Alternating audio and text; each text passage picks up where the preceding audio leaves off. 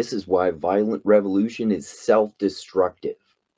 In Specters of Marx, the post-structuralist slash postmodernist social theorist and philosopher who I often talk about, Jacques Derrida, writes about violent revolution. The voice of political violence overwhelms all other voices. Derrida uses the word voice due to his obsession with language.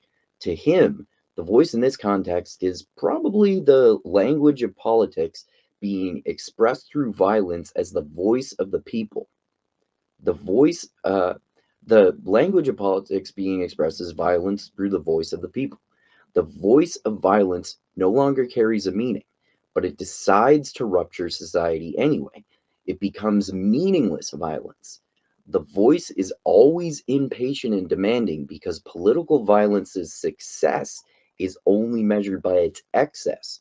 The voice gets out of control, then proposes revolutionary terror and permanent revolution. Violent revolution is no longer merely a necessity, it's more than necessary. It is now imminent. Revolution is part of the fabric of the universe. It opens and traverses time, allowing revolution to give itself to be lived as an eternal demand. As usual, Derrida has some fascinatingly intricate thoughts on violent revolution. It's inspired by the voice of the people, and it overpowers all other voices.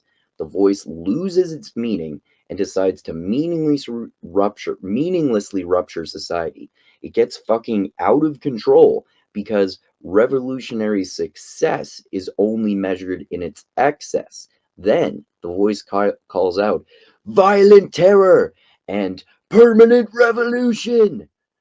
Violent revolution becomes not merely necessary, but inlaid into the very fabric of the universe. It traverses time, and violent political revolution becomes eternal.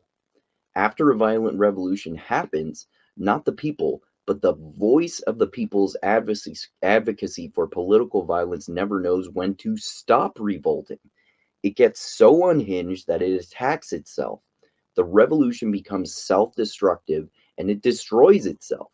If the revolution is successful, the people end up revolting against each other, eventually destroying the very concept of violent political revolution itself. This is why violent revolution is self destructive.